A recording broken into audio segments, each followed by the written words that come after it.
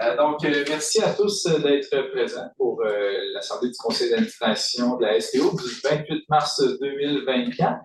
Alors, je souhaite à tous et toutes la bienvenue. Aujourd'hui, comme l'a dit Mme Lafleur, je vais présider en présence de notre président, M. Blondin, mais qui est quand même présent là, sur Zoom.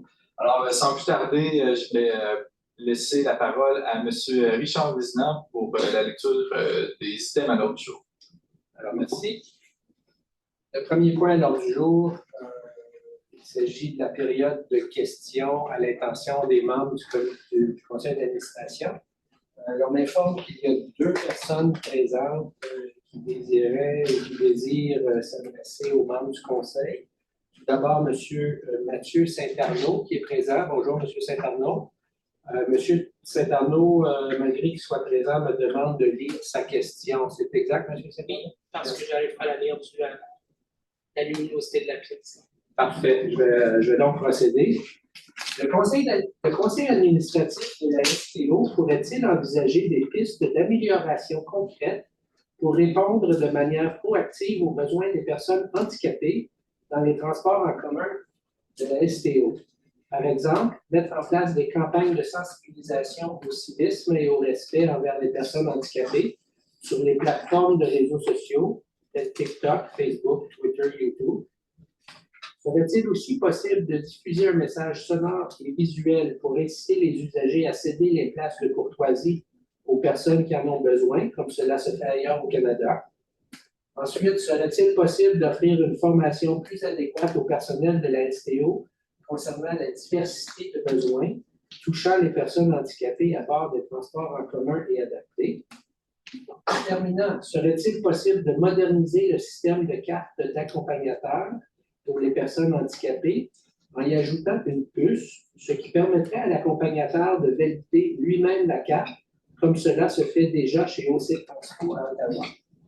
Sachant qu'il y aurait potentiellement un tramway à Gatineau, cette modernisation pourrait éviter des fracas aux personnes handicapées et pallier la pénurie de main-d'œuvre. Tout cela pourrait contribuer à rendre le transport en commun plus accessible pour les personnes vivant en situation de handicap.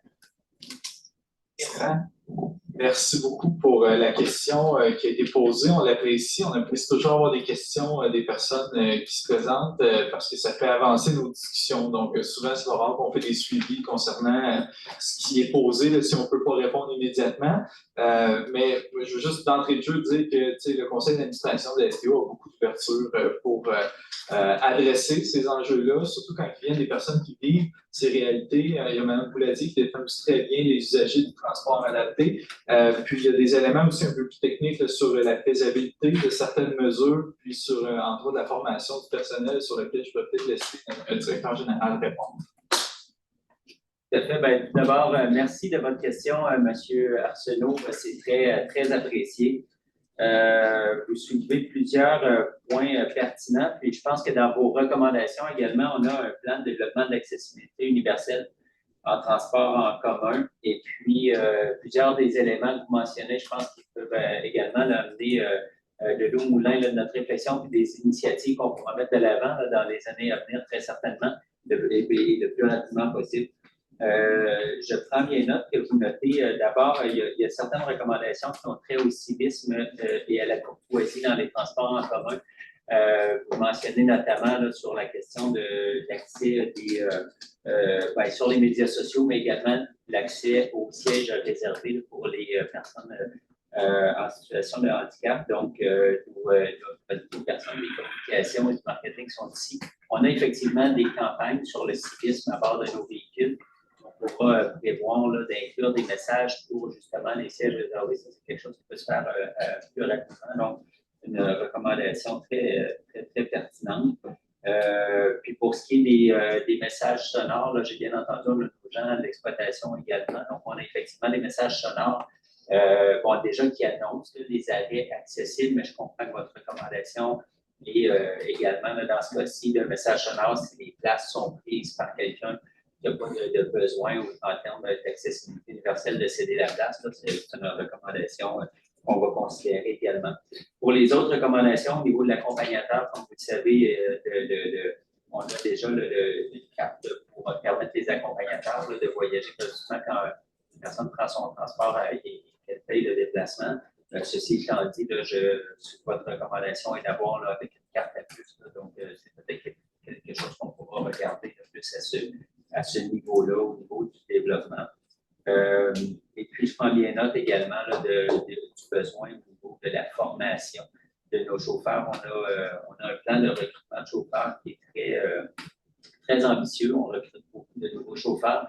La formation fait partie de la formation de nos chauffeurs. C'est un processus de 5 à 7 semaines. Il y a des éléments là-dedans, mais on pourra très certainement regarder s'il y a des besoins de renforcer au niveau de la sensibilisation à avoir pour les clients qui se déplacent dans des situations de handicap. Donc, on en prend bonne note également. Et puis, juste mentionner également, on est à retravailler, on a notre trousse de signalisation pour signaler là, quand on attend un autobus, la trousse était seulement une trousse à 2 chiffres, puis on a des lignes à 3 chiffres, donc on est en train de le revoir pour aussi là, le mettre à la disponibilité de notre clientèle. Donc, je vous remercie énormément de vos questions, puis on va assurer les suivis très simples. Merci beaucoup. On informe également que Mme Élodie Audet serait présente et aurait une question à l'intention des membres.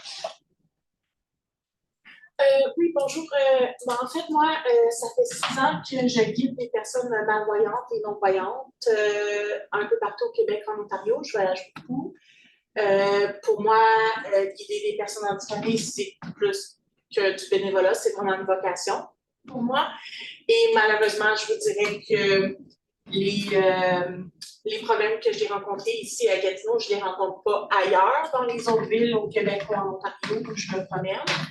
C'est un problème qui est généralisé ici à Gatineau, c'est-à-dire que quand les différences, c'est que quand dans les autres villes, quand une personne handicapée, rentre dans l'autobus et qu'on présente la carte d'accompagnateur, le chauffeur demande aux personnes qui sont assises sur les sièges de courtoisie de se lever et de laisser la place à la personne handicapée.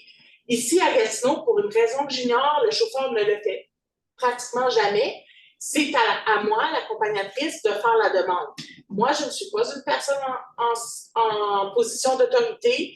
Quand je le demande, je peux le demander 1 fois, 2 fois, 3 fois. Souvent, les gens, ils ne m'écoutent pas, ils ne s'intéressent pas à ce que je dis, ils vont garder leurs écouteurs dans leurs oreilles, ils regardent leur cellulaire devant eux. Et ça ne les intéresse pas vraiment ce que je dis. J'ai beaucoup de difficultés à faire en sorte que la personne que je défends, que j'accompagne, obtienne une place de courtoisie. Et même que l'autre fois, c'était une situation vraiment déplorable qui s'est passée. Il y avait, j'accompagnais Mathieu à ce moment-là. Et ce qui est arrivé, c'est que lui, il était assis sur un siège de courtoisie pour personnes handicapées. Et de l'autre côté de l'autobus, il y avait aussi 3 sièges de courtoisie pour personnes handicapées, avec 3 personnes jeunes et non handicapées qui étaient assises là. Et il y a quelqu'un qui rentrait avec une poussette. Le chauffeur a pris son micro pour demander à Mathieu, qui est handicapé, de se lever pour laisser la place à la poussette. Les 3 personnes non handicapées, jeunes, sont restées assises. Moi, j'étais insultée. Honnêtement, je trouve que c'est une situation déplorable. Je n'ai jamais vu ça nulle part ailleurs. Je me suis promenée à Niagara Falls, Toronto, Ottawa, Montréal, Longueuil, Repentigny, Laval, Joliette, Sorel-Tracy, Québec, Lévis. Je n'ai jamais vu ça ailleurs. Et c'est un problème qui est récurrent. Je demande constamment. Je guide 5 personnes légalement non-voyantes ou légalement handicapées visuelles.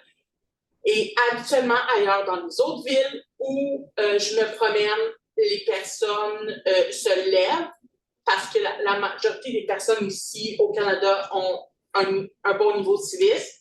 Je dirais partout, sauf malheureusement ici à Gatineau. Je ne comprends pas pourquoi ici c'est différent. Mais carrément, qu'un chauffeur demande à la personne handicapée de se lever pendant que les personnes non handicapées sont assises sur des sièges de courtoisie, j'ai trouvé ça vraiment déplorable. J'étais tellement insultée que j'ai demandé qu'on appelle l'inspecteur. Puis moi, j'ai fait une dizaine de plaintes en 6 ans. Ici, à Gatineau, je ne passe pas tant de temps que ça à Gatineau par année, mais les plaintes, c'est toujours à Gatineau. Et je connais d'autres personnes qui ont fait d'autres plaintes. Des fois, on ne me rappelle même pas. Ou on me dit, ah, ben, c'est pas si grave que ça. Ou on me dit, ah, ben, vous savez, les jeunes de nos jours sont tous pareils. Ils ne sont pas comme ça dans les autres villes. Ou bien on nous dit, ben, c'est la pénurie de main-d'œuvre. Oui, mais il y a de la pénurie de main-d'œuvre partout au Canada. Ce n'est pas un problème qui se passe ailleurs au Canada. C'est un problème ici à Gatineau. Merci, Mme Audet. C'est pour l'événement bien précis que vous parlez, je suis désolé de savoir que le service à la clientèle que vous avez vécu n'a pas été à la hauteur. Là, puis je pense que vous avez l'oreille de tout le CA et de l'administration de la STO aussi qui prend bonne note, là, assurément. Puis je pense que le fait aussi d'avoir fait un appel est le bon réflexe comme usager de la société. Là. Pour ce qui est des pratiques qui se font dans les autres sociétés de transport, moi, vous me l'apprenez concernant l'initiative du chauffeur qui prend, puis je comprends aussi l'élément de dire, mais c'est une personne en position d'autorité, ça a une grosse différence. Donc, je pense qu'on peut également le prendre en bonne note, parce que c'est tous des éléments là, qui méritent effectivement d'être étudiés. Je ne sais pas si notre directeur général souhaite rajouter là-dessus, à cette étape-ci.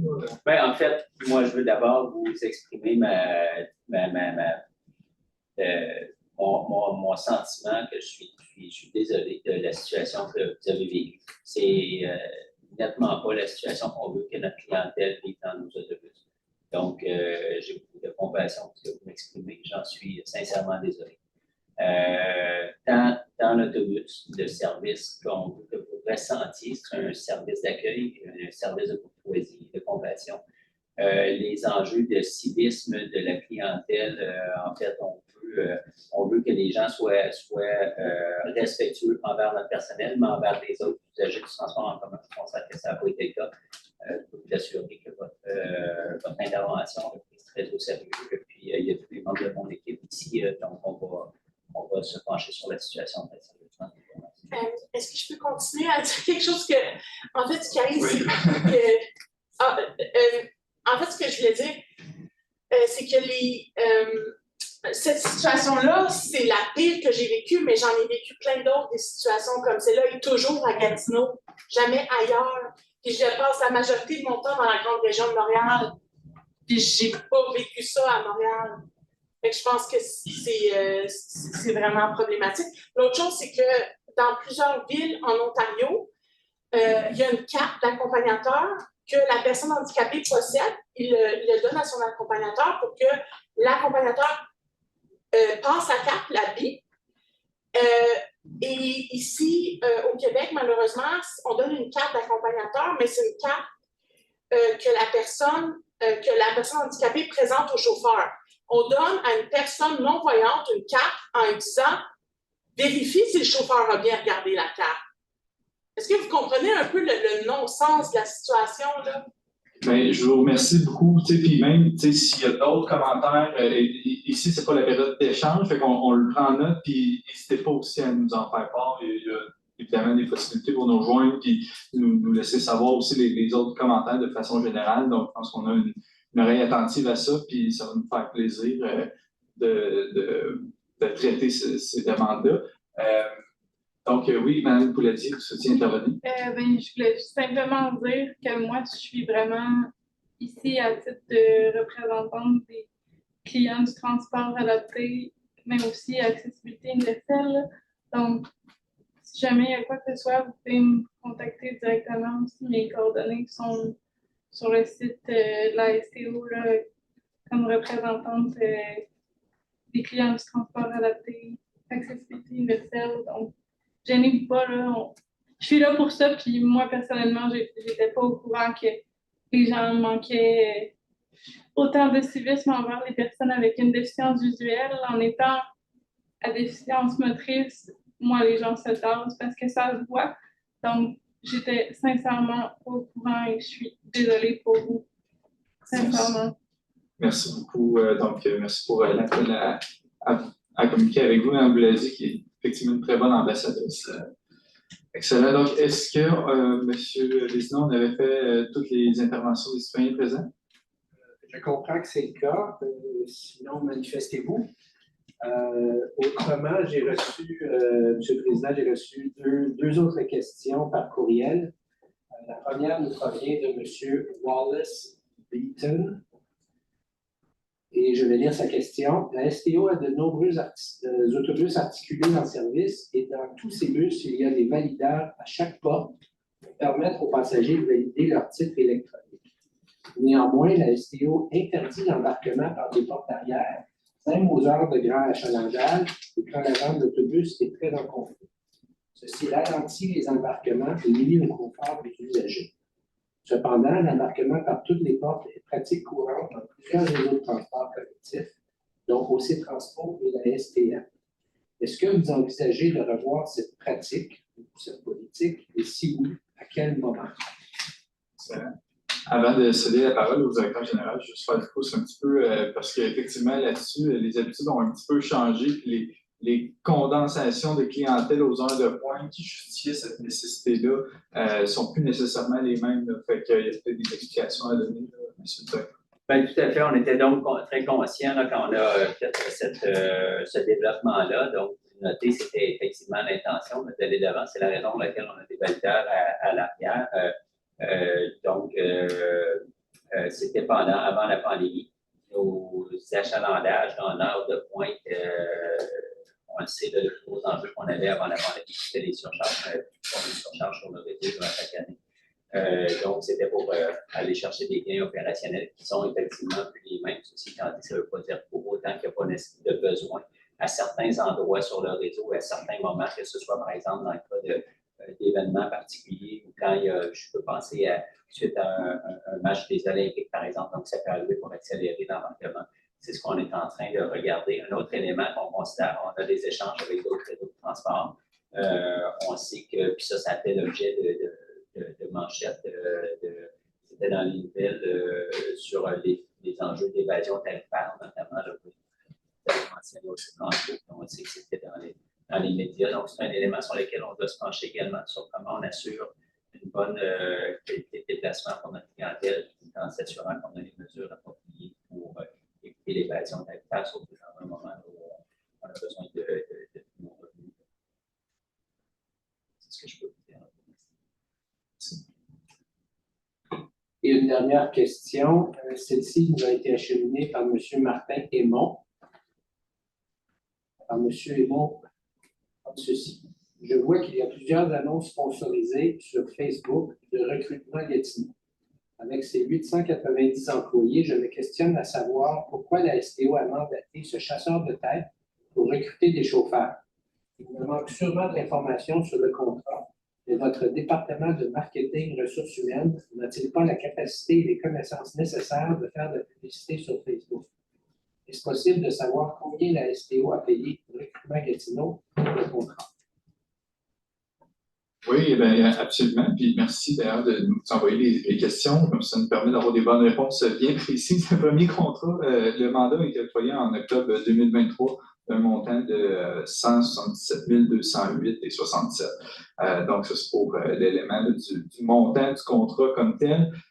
Il y a plusieurs raisons d'ailleurs pour lesquelles le conseil d'administration est derrière notre direction pour ce mandat-là de chasseur de tête. Et je laisserai peut-être notre directeur général bien les expliquer en détail, ces raisons-là. Oui, bien merci. Donc, effectivement, en fait, il faut le voir comme une boîte à outils. On a plusieurs outils dans notre boîte à outils. On fait notre propre recrutement. Évidemment, on est dans les foires d'emploi. On a des autobus où on annonce, on met de l'avant 5 de nos chauffeurs. On l'a sur nos girouettes, vous l'avez vu, donc on le fait nous-mêmes. Mais la chasse de tête est un outil de plus dans notre coffre à outils.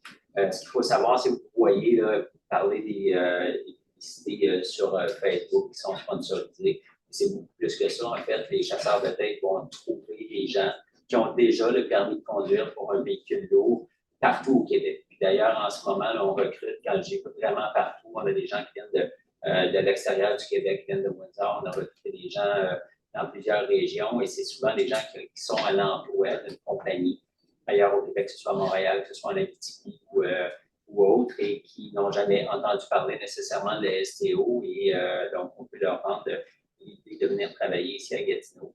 Et à titre de comparaison, là, par rapport à 2023, là, depuis qu'on a débuté cette pratique-là, on a eu un premier contrat de chasse de tête, puis là, on peut donner un deuxième contrat également là, pour aller chercher 30 nouveaux chauffeurs. Ce qu'on veut, la priorité ici, c'est qu'on trouve tous les moyens possibles d'offrir le service à notre clientèle, de ne plus avoir d'annulation et de pouvoir rebâtir le service. C'est l'objectif. Donc, on prend tous les outils qui sont à notre disposition pour ce centre.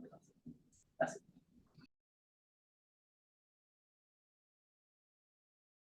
Alors, bonsoir et bienvenue au Point de presse qui suit l'Assemblée publique du Conseil d'administration de la Société de transport de l'Outaouais. Je m'appelle Josée Lafleur, je suis la responsable des affaires publiques. Alors, merci d'être au rendez-vous. Sans plus tarder, je cède la parole au vice-président du Conseil d'administration, M. Edmond Leclerc.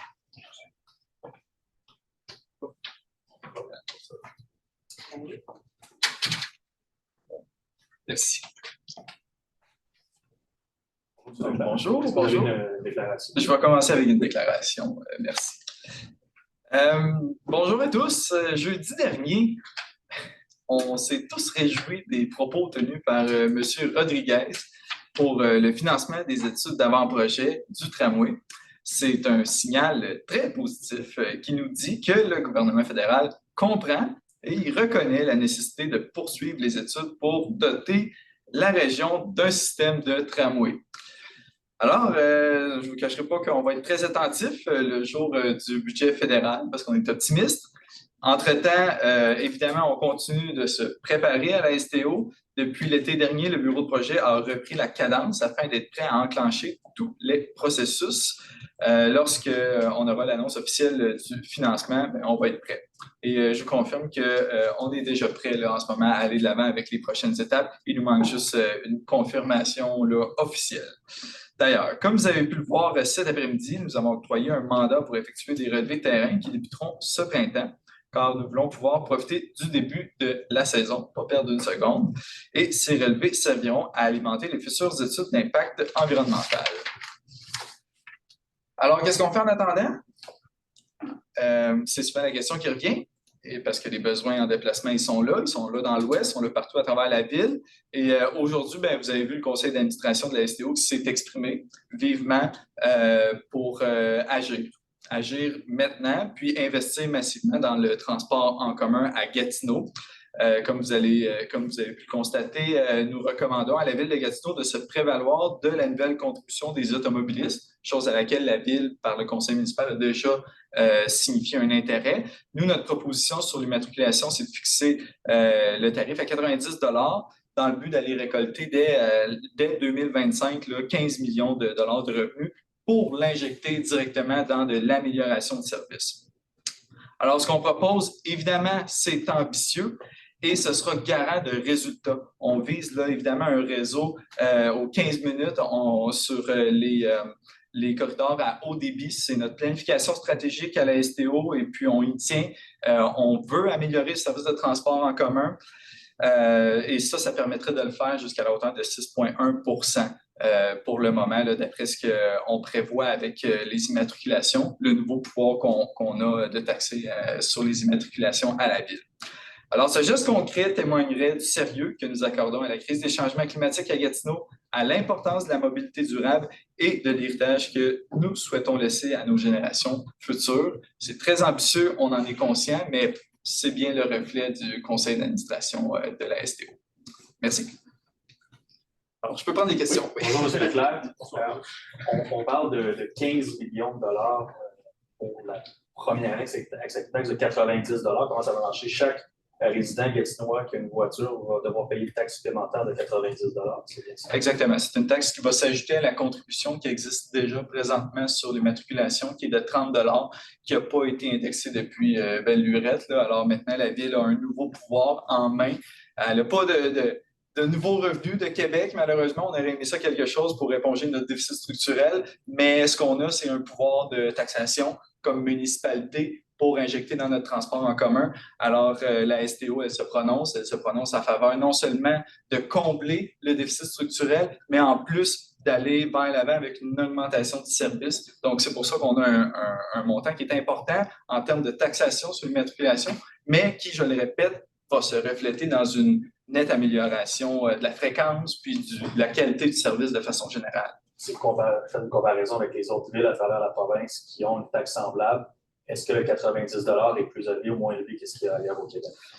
Bien, c'est difficile, on n'a pas de référence pour le moment. Donc, c'est un nouveau pouvoir qui nous est octroyé de la part de Québec.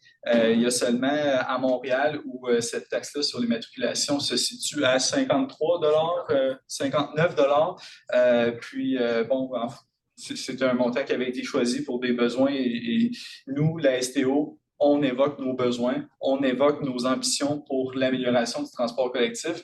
Donc, avec le 15 millions qu'on souhaite aller chercher annuellement de plus, on propose une contribution à cette hauteur-là. Et ce 15 millions-là va permettre de régler quoi sur le terrain? Avec quoi vous allez utiliser cet argent-là si jamais c'est ça?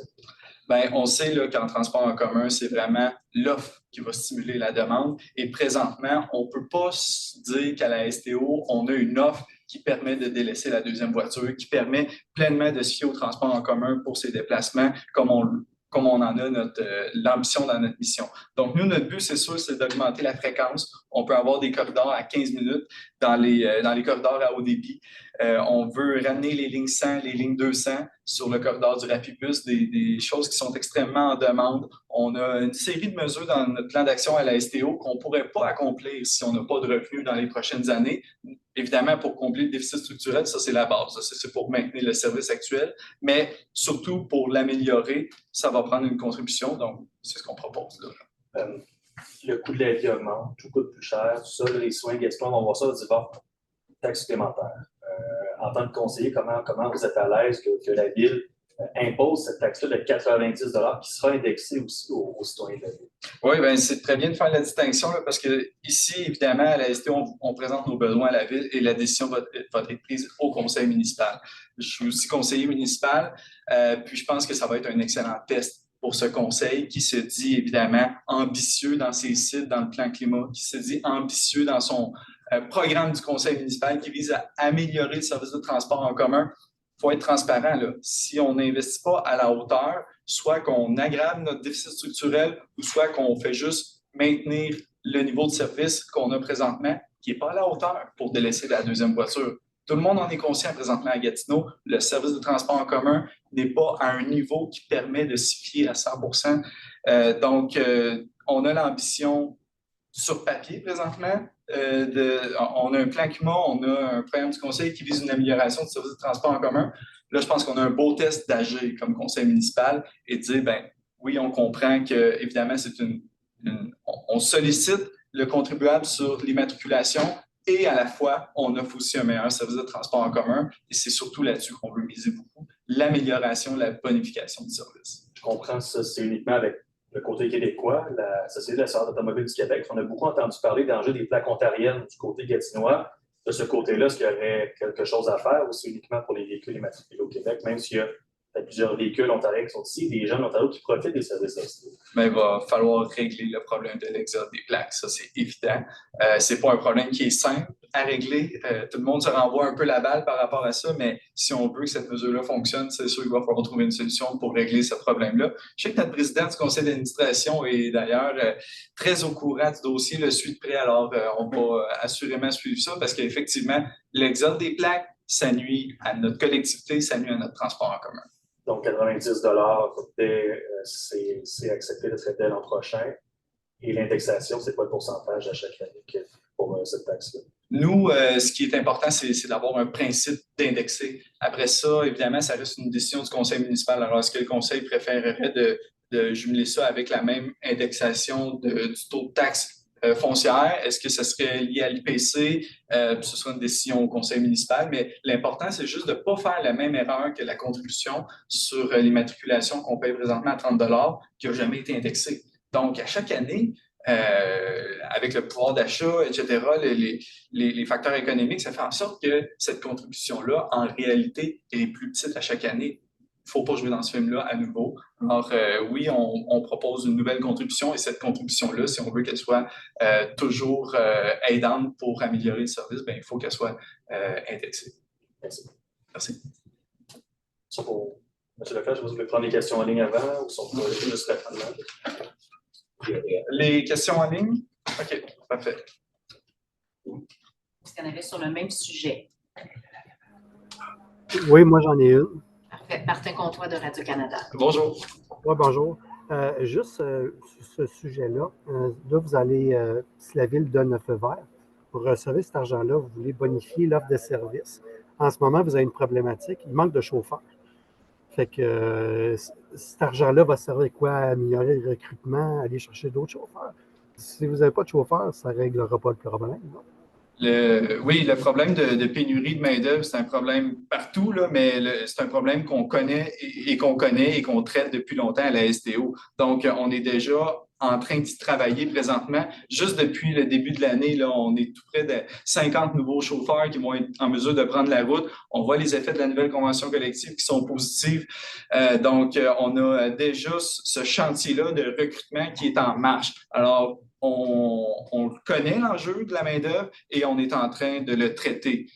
Parallèlement à ça, il y a l'enjeu de financement. Alors, il faut que les deux s'arriment. On ne peut pas juste dire on va voir ça d'une façon isolée, on va régler d'abord la pénurie de main-d'œuvre et ensuite, non. Donc, on est en train de traiter le problème de pénurie de main-d'œuvre. On aspire à donner plus de services et il faut que le financement suive. Donc, les deux vont de pair. Deuxième question sur ce sujet-là. Donc là, ça va se retrouver dans les mains de vos collègues au conseil municipal. Vous connaissez ces gens-là. Fait que vous êtes confiant que la recommandation va recevoir l'aval de la ville de Gatineau? Que pas personne ne va dire que c'est trop cher, 90$. Mais une fois que le conseil d'administration de la STO se positionne et démontre son engagement à livrer une bonification du service, ça se retrouve effectivement entre les mains d'un conseil municipal qui s'est doté d'un plan climat.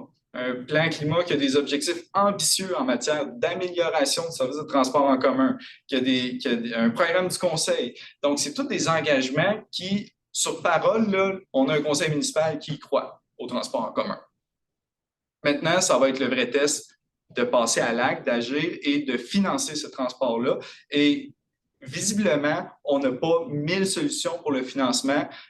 Si on ne le met pas sur la taxe foncière, il faut le mettre sur la taxe sur l'immatriculation parce qu'on n'aura pas d'argent qui vont tomber de Québec ou d'Ottawa pour financer la bonification du service, ni même pour compenser pour le déficit structurel de la STO. Alors, c'est une décision qui sera 100% politique à ce moment-là et qui sera sur la conviction de vouloir ou pas améliorer le service de transport en commun.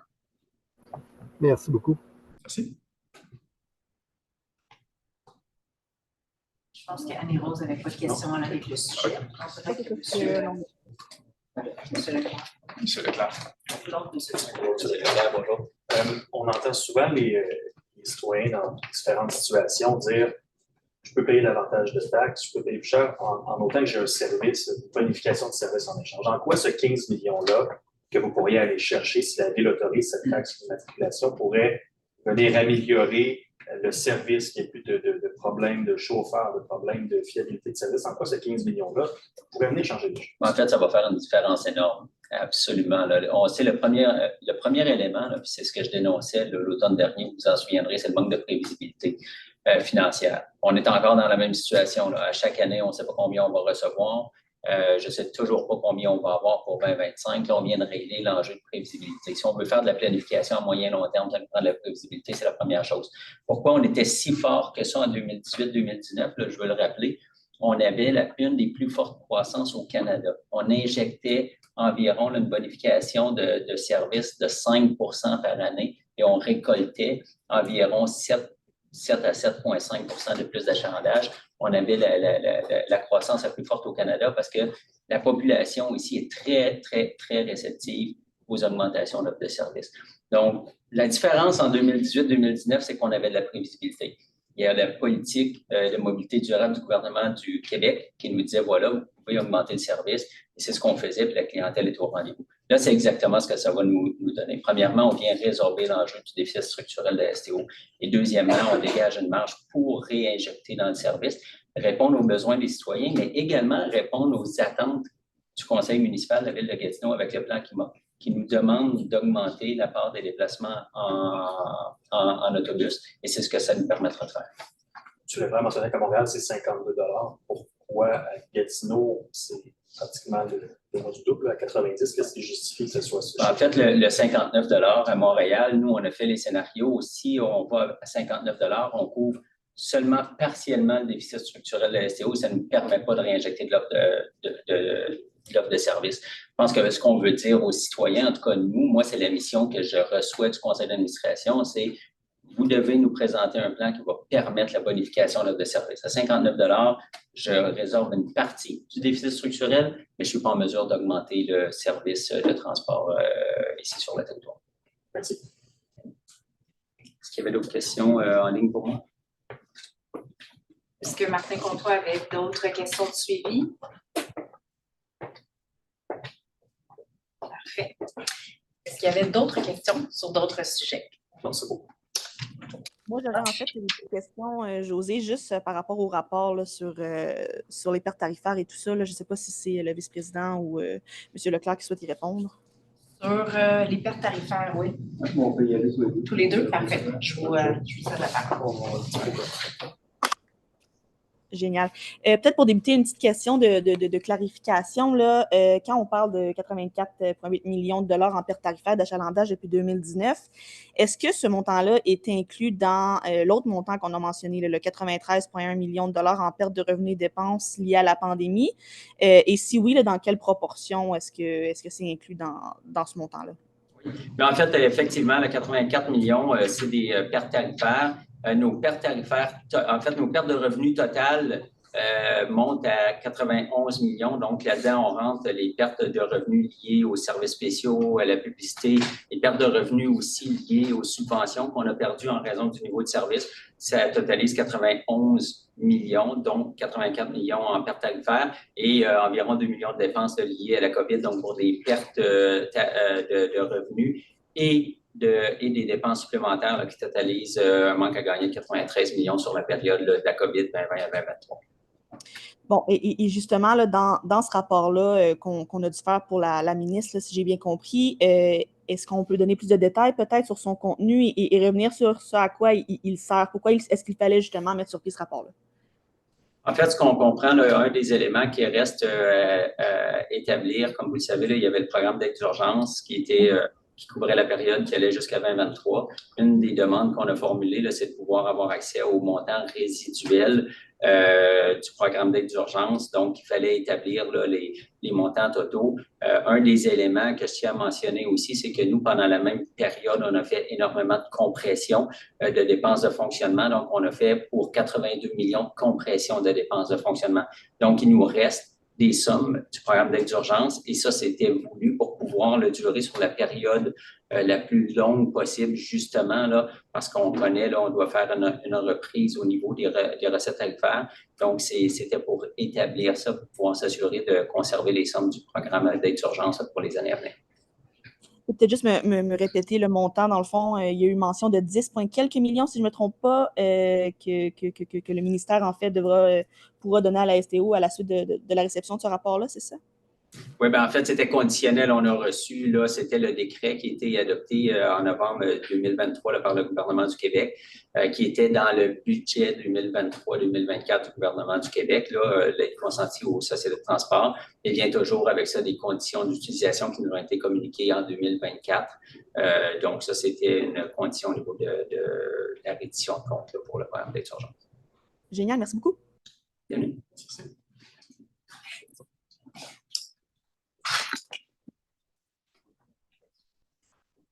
Alors, je fais un dernier tour de piste. Est-ce qu'on a d'autres questions? Alors, excellent. Je vous souhaite une excellente soirée et on se donne rendez-vous le mois prochain, le jeudi 25 avril prochain pour la prochaine Assemblée publique. Merci. Bonne soirée.